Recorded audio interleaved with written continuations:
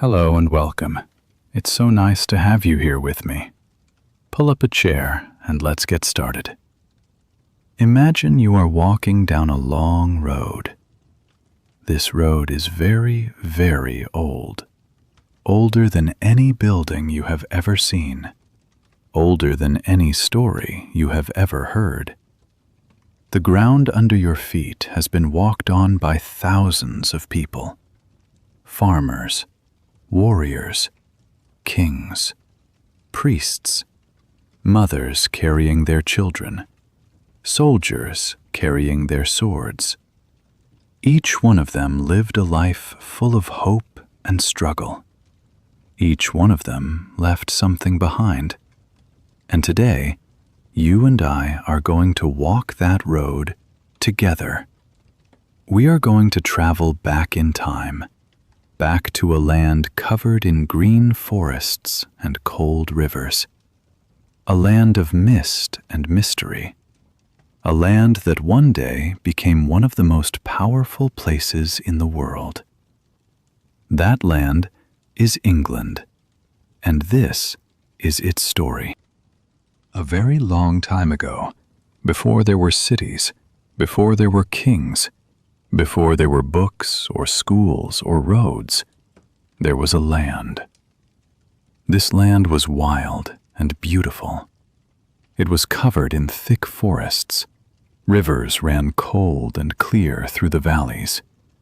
Animals moved quietly through the trees. And in this land, small groups of people lived simple lives. These people are called the ancient tribes of Britain. They did not have big houses. They did not have money. They lived in small villages, close to the land, close to the water, close to each other. They hunted animals for food. They grew wheat and barley in small fields. They made tools from stone and bone. Life was hard, but it was also full of meaning.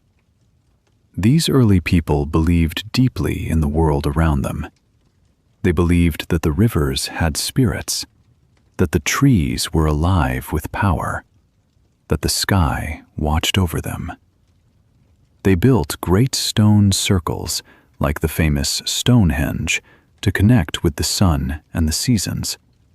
Standing stones that still stand today, thousands of years later, silent and still, like old teachers waiting to be understood.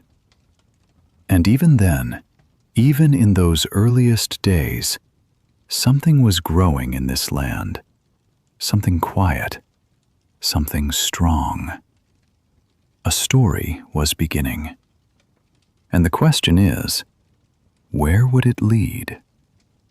Many hundreds of years passed.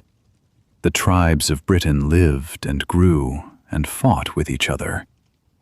They were brave people, strong people, but they were alone in their island, far from the great empires of the world. And then, one day, something changed. Across the sea, in a land called Rome, a powerful general looked at a map. He looked at a small island at the edge of the known world, and he decided to go there. That general was Julius Caesar. And in the year 55 BC, Roman soldiers landed on the shores of Britain for the first time. The tribes of Britain were not ready. They fought hard. Some of them were very brave. But the Romans were well organized. They had better weapons, better plans, better discipline. Caesar came. He looked. He fought. But he also left. He went back to Rome. Britain was not yet ready to become Roman. But the Romans did not forget.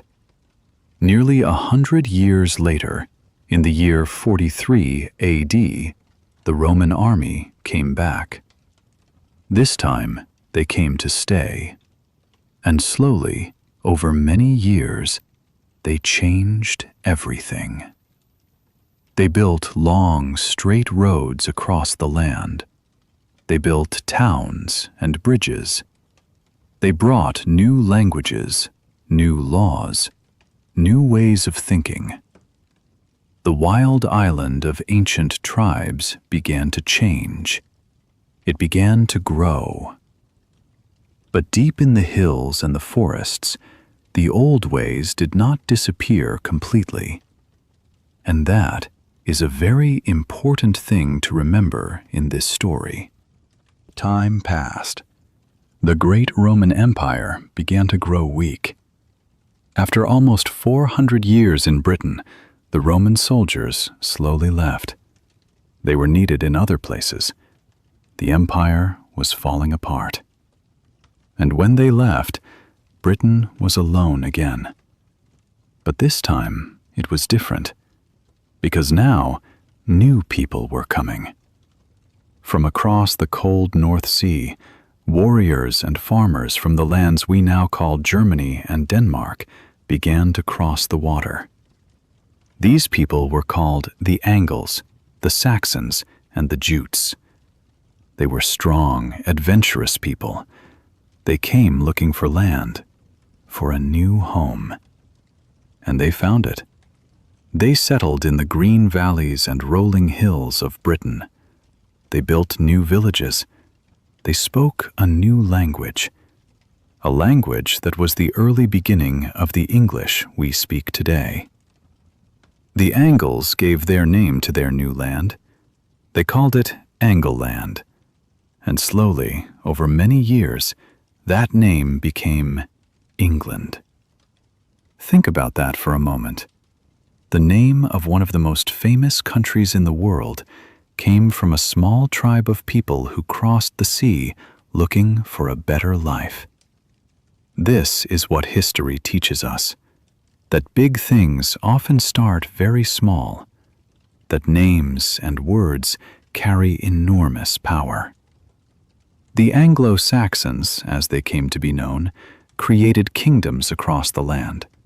Small kingdoms, each with its own king, each with its own laws. And for a while, there was peace. But peace in the ancient world never lasted very long. Just when the Anglo-Saxon kingdoms began to feel settled, just when life began to feel a little more calm, the horizon changed. Ships appeared. Long, narrow ships with tall, decorated heads, ships that moved fast across the gray water. And the people on those ships were not coming to trade. They were not coming to talk. The Vikings had arrived. The Vikings came from the far north, from the lands of Norway and Denmark. They were fierce and fearless sailors. They raided the coasts of England. They attacked monasteries and villages. They took gold and food and people. The English people were terrified. Monks wrote about them in their diaries with shaking hands. Who were these strangers from the sea? What did they want? At first, the Vikings only came to raid and then leave. But slowly, they began to stay. They settled in the north and east of England. They brought their own language, their own gods, their own ways. And once again, England was a land of different people, different cultures, different voices. But in the middle of all this fear and change, one man stood up. One king refused to give up. His name was Alfred, Alfred the Great. And his story is one of the most remarkable in all of English history. A young king, almost defeated, hiding in the marshes, slowly building his strength, learning, planning, and waiting for the right moment to fight back. Alfred was the King of Wessex, a kingdom in the south of England. When the Vikings came with great force, many English kings fell. many kingdoms were lost. Alfred himself had to run. He hid in the swamps and forests of Somerset, with only a few loyal men around him. It was a dark time, a time of doubt and fear. But Alfred did not stop thinking. He did not stop planning. He studied the enemy. He understood that to fight the Vikings, he needed more than courage. He needed organization. He built a new kind of army. He built a network of fortified towns across his kingdom, called burhs, so that people had safe places to go. He trained his soldiers carefully. And when the moment came, he fought back. He defeated the Viking leader Guthrum in a famous battle. And after the victory, Alfred did something extraordinary. He did not kill Guthrum. Instead, he offered him peace. He asked him to become Christian. He brought him into the story of England. This was wisdom, real wisdom. Alfred also believed deeply in education. He translated books from Latin into English so that more people could learn to read. He started a great record of English history called the Anglo-Saxon Chronicle. He believed that a strong country needed not only brave soldiers, but educated, thinking people. Alfred the Great did not unite all of England by himself, but he planted the seed. He showed what was possible. And the kings who came after him continued his journey, until finally, England became one kingdom, one land, one story. Many years after Alfred, England continued to grow. Kings came and went. Some were wise, some were cruel, some were brave, some were weak.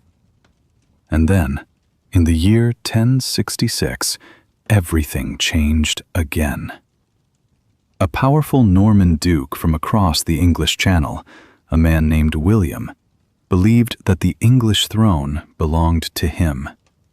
And when the English King Harold refused to give it up, William gathered his army and crossed the sea. The two armies met at the Battle of Hastings on a hill in the south of England.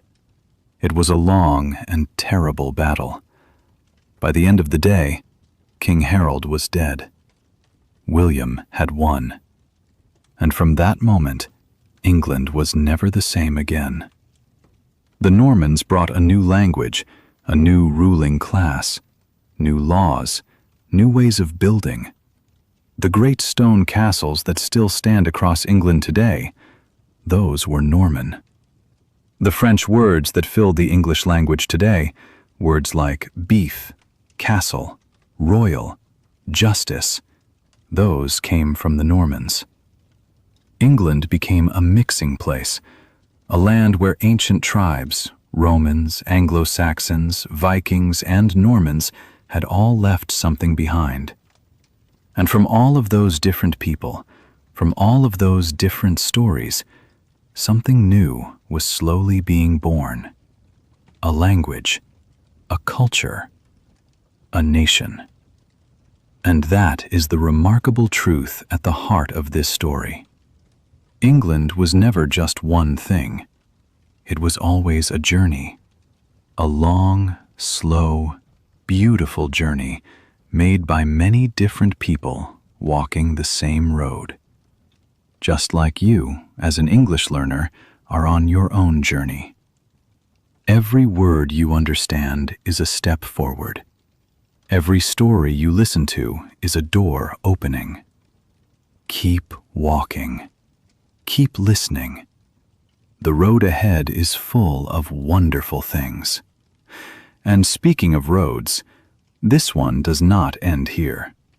England's story kept going long after 1066, through powerful kings and great wars, through empires that touched every corner of the world, through revolutions, discoveries, and extraordinary change, all the way to the England we know today.